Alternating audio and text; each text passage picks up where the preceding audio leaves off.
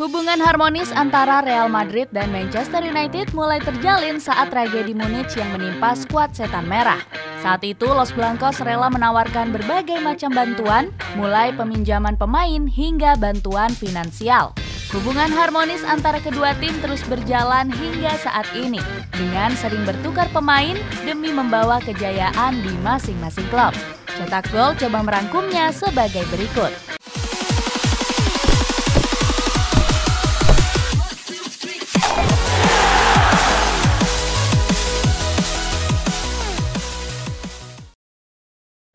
Bantu Manchester United saat tragedi Munich.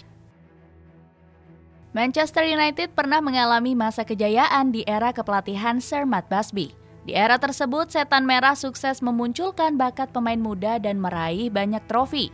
Namun, Manchester United pernah mengalami masa-masa sulit di tahun 1958. Skuad yang saat itu dijuluki The Busby Babes pernah mengalami kecelakaan pesawat atau dikenal dengan tragedi Munich. Tragedi tersebut terjadi pada tanggal 6 Februari 1958 lalu. Saat itu, skuad Setan Merah baru saja bertandang ke markas Red Star Belgrade di Yugoslavia. Setelah itu, pesawat British European Airways yang ditumpangi oleh pasukan Manchester United harus berhenti di kota Munich. Alasannya adalah untuk mengisi bahan bakar. Selanjutnya, pesawat melanjutkan perjalanan pulang ke kota Manchester. Namun, kota Munich pada saat itu sedang dilanda badai salju dan situasinya nggak ideal untuk melakukan penerbangan. Selama 2 kali percobaan untuk lepas landas, pesawat yang saat itu dinahkodai oleh James Stein harus gagal landas. Saat berhasil landas di percobaan ketiga, maskapai mereka alami nasib buruk. Pasalnya di percobaan itu pesawat mereka terjatuh dan menabrak pagar pembatas. Insiden ini merenggut nyawa 8 pemain Manchester United yang sedang dalam era kejayaannya. Salah satunya yakni Tommy Taylor yang berhasil mencetak 112 gol selama berseragam The Red Devils. Tragedi ini pun banyak mengundang rasa simpati dari klub-klub besar Eropa. Salah satunya yaitu Real Madrid yang saat itu di era kepemimpinan Presiden Santiago Bernabeu. Awalnya Real Madrid cuma memberikan bantuan secara simbolik. Bantuan tersebut berupa pengangkatan trofi Liga Champions bersama yang dimenangkan El Real pada tahun 1958. Akan tetapi bantuan dari skuad Los Blancos nggak berhenti sampai di situ. Real Madrid menawarkan untuk meminjamkan pemain terbaiknya saat itu, yakni Alfredo Di Stefano. Namun peminjaman tersebut gagal terrealisasikan karena dilarang oleh FA. Saat itu FA menolak rencana ini karena dianggap akan mengancam potensi pemain Inggris. Meskipun begitu, Real Madrid gak kehabisan akal untuk bisa membantu Manchester United. Los Blancos membantu skuad asuhan Sir Matt Busby dari segi finansial. Real Madrid membuat bendera yang bertuliskan nama-nama korban meninggal tragedi Munich. Kemudian bendera tersebut dijual dan hasil penjualannya diberikan kepada manajemen Setan Merah. Selain itu, Real Madrid dan Manchester United beberapa kali melakukan laga persahabatan untuk penggalangan dana. Bahkan, semua biaya pada saat itu ditanggung oleh manajemen Los Blancos. Balas budi Manchester United. Bagi Manchester United, Real Madrid dianggap seperti bak dewa penyelamat, sebab The Red Devils sendiri bisa bangkit pasca tragedi setelah menerima bantuan dari Los Blancos. Sebagai bentuk balas budi, Manchester United pun menjual pemain bintang mereka kepada Real Madrid. Pertama ada David Beckham yang dilepas pada tahun 2003 yang lalu. Padahal pemain asal Inggris ini sedang berada di puncak karirnya berseragam The Red Devil. Beckham bahkan sempat mengaku berniat ingin pensiun di Old Trafford. Saat itu manajemen Setan Merah berniat ingin melepas Beckham ke Barcelona. Akan tetapi, Beckham pun meminta manajemen untuk melepasnya ke Real Madrid saja. Di sisi lain, salah satu alasan Real Madrid mendatangkan Beckham adalah demi kepentingan bisnis klub. Hal tersebut diungkapkan oleh mantan CEO Real Madrid yakni Jorge Valdano. Valdano bilang kalau kedatangan Beckham akan membuat banyak sponsor berdatangan. Dia menambahkan kalau Beckham punya ambisi ingin membawa Real Madrid jadi tim tersukses. Selanjutnya ada Ruud van Nistelrooy yang bergabung ke Real Madrid pada musim 2006-2007 lalu. Pria asal Belanda ini direkrut dengan mahar sangat murah, yakni sebesar 15 juta euro saja. Lalu ada Gabriel Heinze yang bergabung ke Real Madrid pada bursa transfer musim panas 2007 lalu. Pria asal Argentina ini didatangkan dengan biaya transfer sebesar 12 juta euro. Kemudian Manchester United juga melepas pemain bintang mereka yang sangat potensial di musim 2009-2010. Saat itu Setan Merah melepas Cristiano Ronaldo dengan mahar yang sangat fantastis. Pemain asal Portugal tersebut dilepas ke Santiago Bernabeu dengan biaya transfer sebesar 94 juta euro. Hal ini pun menjadikan Ronaldo sebagai pemain termahal pada era tersebut. Selain keempat pemain yang disebut tadi, Real Madrid juga pernah meminjam Javier Hernandez atau biasa disebut Chicharito. Saat itu dia didatangkan pada musim 2014-2015 dengan biaya 3 juta euro. Mampu angkat performa Real Madrid.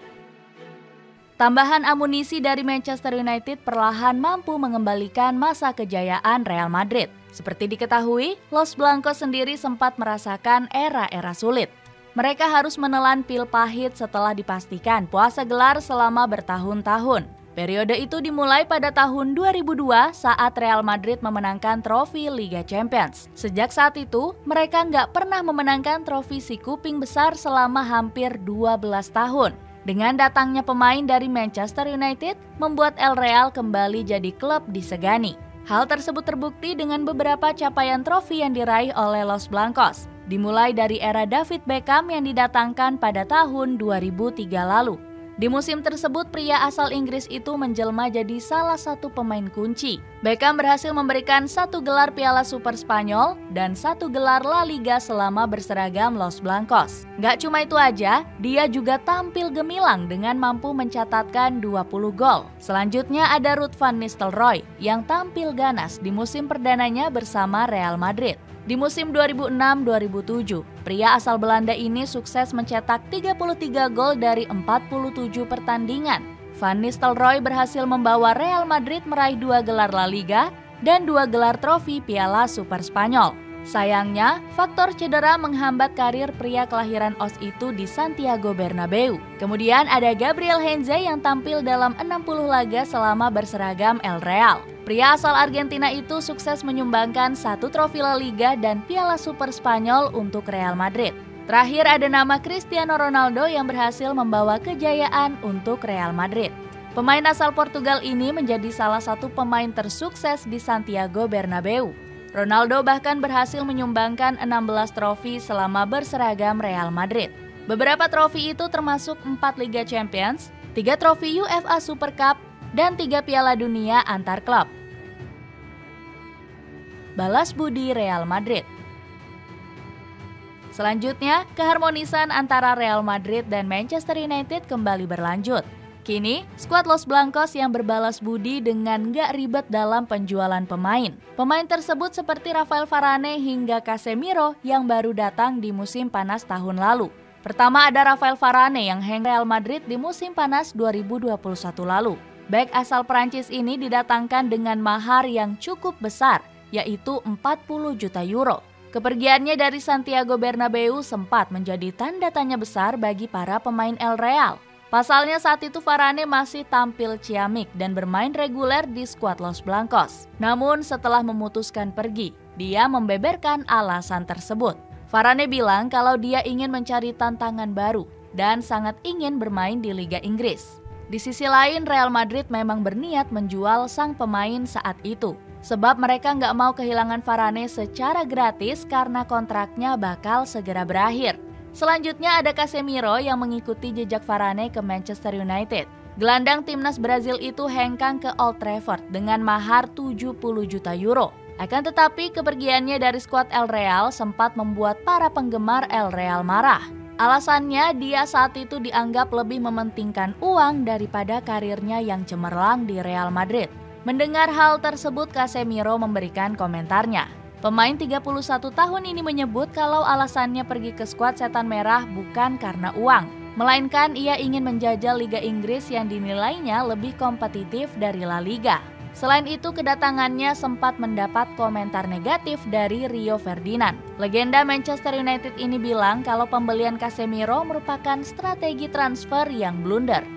Sebab Ferdinand menganggap pemain kelahiran São José dos Campos itu kemahalan dengan usianya yang gak lagi muda. Meski begitu, komentar lain dilontarkan oleh sang pelatih Erik ten Hag. Manajer asal Belanda ini menilai kalau Casemiro merupakan perekrutan yang bagus. Hal itu diungkapkannya berkaca dari pengalamannya yang sudah sering menjuarai banyak trofi bergengsi. Mampu bawa Manchester United kembali bangkit. Dengan para tambahan amunisi anyar yang didatangkan dari Real Madrid, Manchester United mampu bangkit di musim ini dengan performa yang cukup gemilang.